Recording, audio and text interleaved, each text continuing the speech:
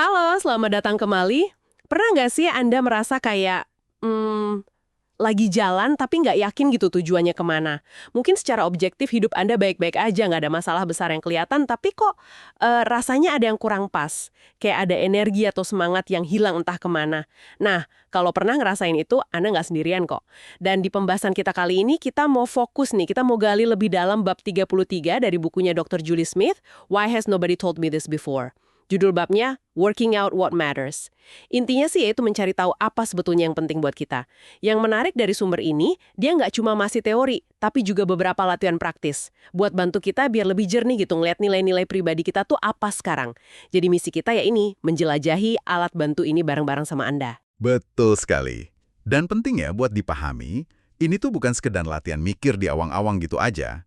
Memahami nilai-nilai pribadi itu lebih ke, gimana ya bilangnya? Fondasi lah. Fondasi buat bangun hidup yang rasanya tuh bermakna, punya tujuan.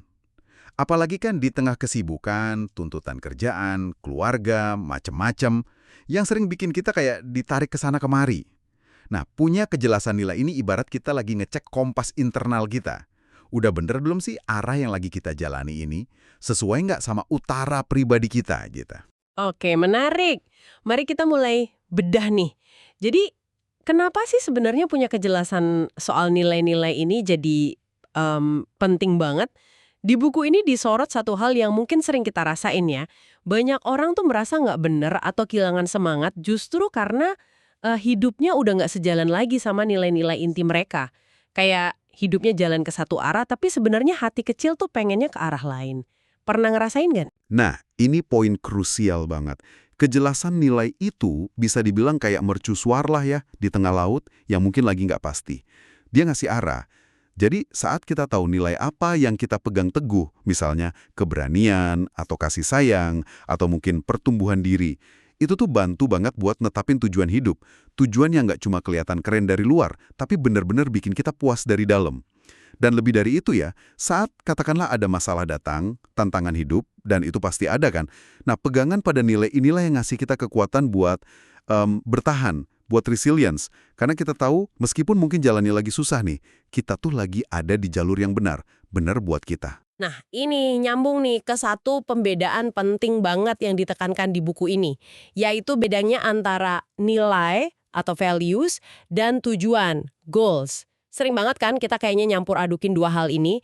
Gimana buku ini ngejelasin bedanya? Oke, jadi gini penjelasannya. Tujuan atau goals itu sesuatu yang konkret, ada ujungnya, ada garis finishnya, jelas gitu. Contohnya ya, lulus ujian, dapat promosi kerjaan, lari maraton 10K, atau mungkin beli rumah impian. Begitu udah tercapai, ya udah, selesai, checklist. Terus kita bisa bikin tujuan baru lagi. Iya, target yang bisa diukur dan ada batas waktunya. Prinsip pemandu, kayak arah kompas yang kita pilih buat dijalanin terus sepanjang hidup. Ini lebih ke soal tipe orang seperti apa sih yang kita inginkan. Jadi nilai itu sebenarnya nggak pernah benar-benar selesai. Misalnya nih, nilai menjadi orang yang peduli sama sesama. Atau nilai menjaga kesehatan diri. Atau selalu pengen belajar hal baru. Di buku ini ada analogi bagus deh. Nilai itu kayak kita milih jalan ke arah barat.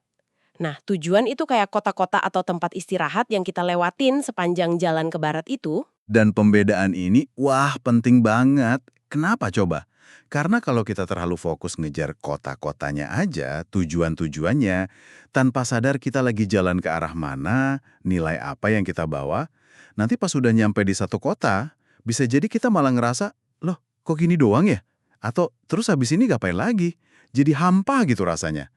Pernah dengar kan cerita orang yang udah capai puncak karir, udah dapat semua yang dia mau, tapi malah ngerasa kosong? Nah, mungkin banget itu karena tujuan-tujuan tadi nggak nyambung sama nilai dia yang lebih dalam. Oh, jadi gitu ya. Masuk akal banget. Sebaliknya, kalau kita pegang nilai, itu ngasih makna yang terus-menerus. Kita bisa terus jalan ke barat setiap hari, menjalani nilai kita itu ya. Bahkan, pas kita lagi nggak ngejar kota atau tujuan tertentu, misalnya nilai menjaga kesehatan, itu bisa kita jalanin hari ini dengan milih makan yang sehat. Meskipun mungkin tujuan lari maraton udah lewat atau malah belum ada rencana. Oke, paham. Nah, ada lagi nih yang menarik dari buku ini. Dibilang kalau nilai kita itu ternyata nggak kaku, nggak kayak dipahat di batu gitu selamanya. Bisa banget berubah seiring waktu, seiring pengalaman hidup kita. Kayak misalnya pindah kota atau punya anak, kehilangan orang yang kita sayang, ganti karir, atau bahkan ya simpelnya karena kita tambah tua aja. Itu semua bisa geser prioritas kita. Apa yang kita anggap paling penting di usia 20-an, bisa jadi beda banget fokusnya pas kita udah di usia 40-an gitu kan. Tepat sekali. Benar banget itu. Dan justru karena nilai itu sifatnya dinamis, bisa berubah, makanya penting banget buat kita, secara berkala ya, melakukan yang namanya values check-in. Pemeriksaan nilai lah istilahnya. Coba bayangin kita lagi nyetir mobil buat perjalanan jauh nih. Nggak mungkin kan kita cuma lihat peta atau GPS sekali pas awal berangkat aja. Pasti sesekali kita perlu cek lagi. Oke, ini masih di rute yang benar nggak ya? Atau jangan-jangan udah agak melenceng nih jalannya. Nah, check-in nilai ini fungsinya mirip kayak gitu. Buat mastiin aja, arah kita sekarang ini masih relevan nggak sih sama diri kita yang sekarang, sama tujuan besar kita? Oke, kedengerannya emang penting sih buat check-in rutin gitu. Terus pertanyaannya, gimana caranya kita melakukan values check-in ini? Untungnya bab 33 ini nggak cuma ngasih tahu kenapanya, tapi juga gimananya. Ada beberapa latihan praktis yang bisa kita coba nih. Pertama, ada ide pakai semacam kisi-kisi atau bagan nilai gitu. Gimana tuh maksudnya? Jadi idenya tuh sebenarnya sederhana, tapi lumayan dalam.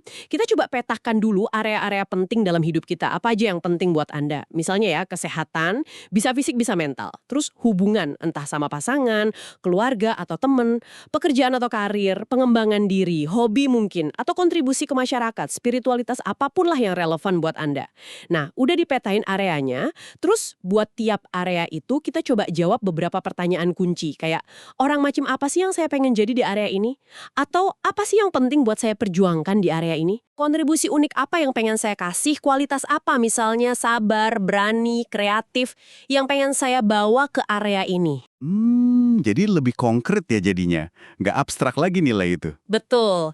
Ini bantu kita nerjemahin nilai yang mungkin tadinya agak ngawang, jadi lebih, oh maksudnya tuh gini loh di area kerjaan. Oke, itu latihan pertama. Ada lagi nggak? Ada lagi, latihan kedua yang disebut di buku, dan ini menurut saya visualisasinya kuat banget, namanya value star.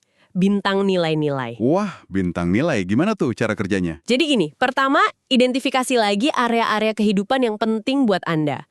Mungkin 5-8 area gitu ya, biar nggak terlalu banyak. Terus bayangin atau gambar deh satu titik di tengah.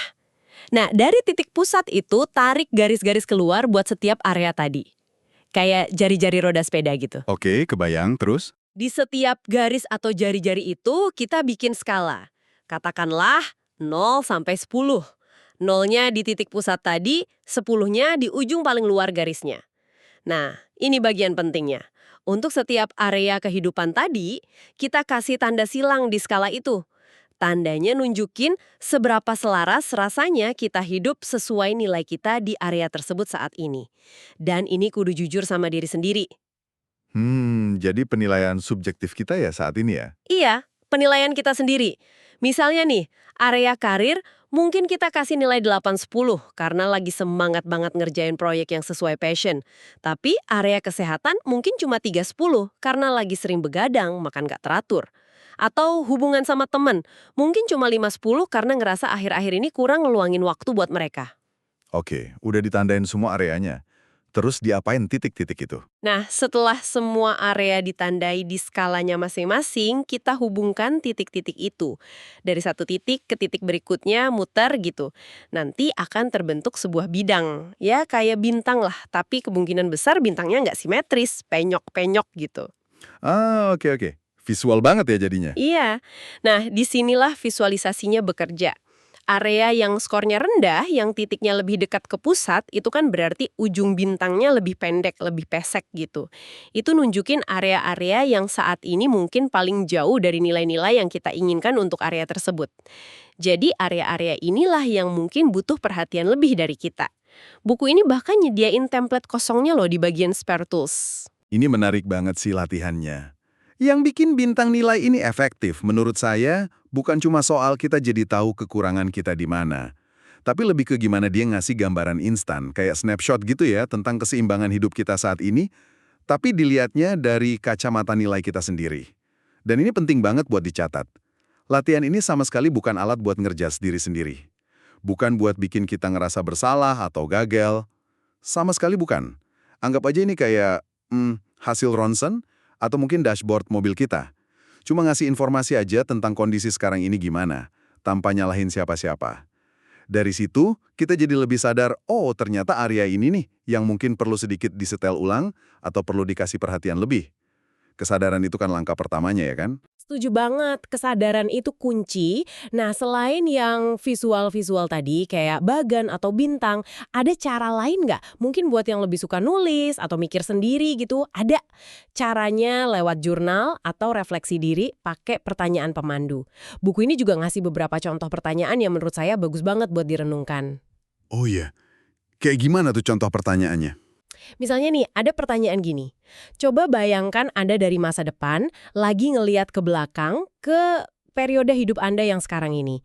Nah, supaya Anda di masa depan itu merasa bangga dan puas dengan cara Anda menjalani tantangan hidup saat ini, bukan hasilnya ya, tapi caranya, gimana sih Anda seharusnya menjalani hari-hari Anda sekarang? Dalam juga ya. Fokusnya di cara menjalaninya, bukan cuma hasil akhir. Iya, keren kan? Karena fokusnya jadi ke tindakan kita, pilihan kita, sikap kita sehari-hari. Hal-hal yang sebenarnya ada dalam kendali kita, bukan pada hasil yang kadang di luar kontrol. Benar juga. Ada lagi? Ada lagi nih, yang ini agak nusuk pertanyaannya. Kalau nggak ada satu orang pun di dunia ini yang tahu bagaimana Anda menghabiskan waktu Anda, apakah Anda masih akan melakukan hal yang sama? Waduh, ini nguji motivasi intrinsik banget ya. Iya kan?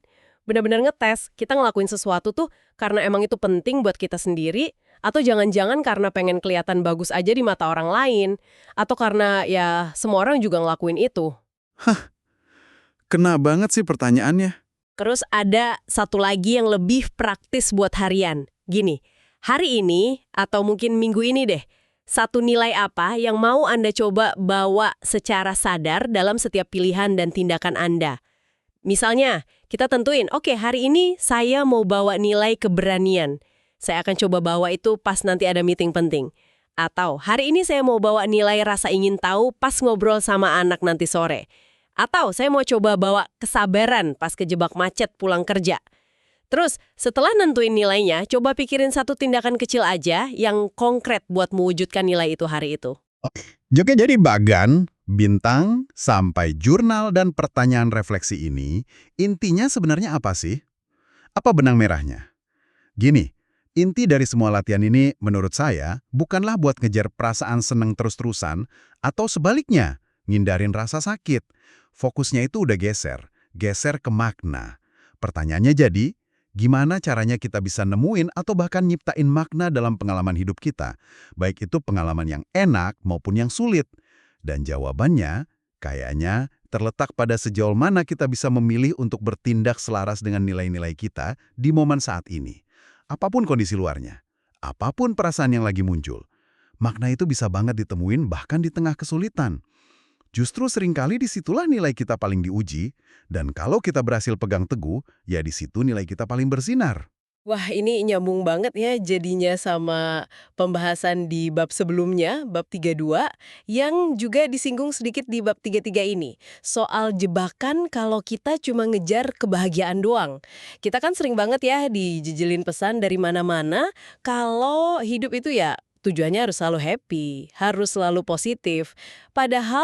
Padahal hidup yang utuh, hidup yang bermakna, itu justru yang bisa merangkul semua spektrum emosi kan?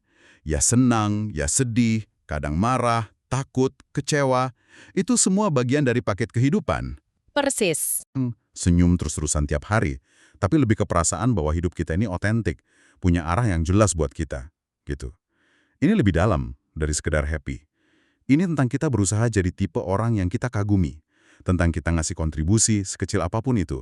Tentang kita bawa sikap tertentu, entah itu integritas, ketangguhan, welas asih, pas ngadepin naik turunnya hidup. Hidup yang bermakna itu nggak selalu gampang jalannya, tapi rasanya benar dan bernilai secara personal. Itu yang penting. Oke.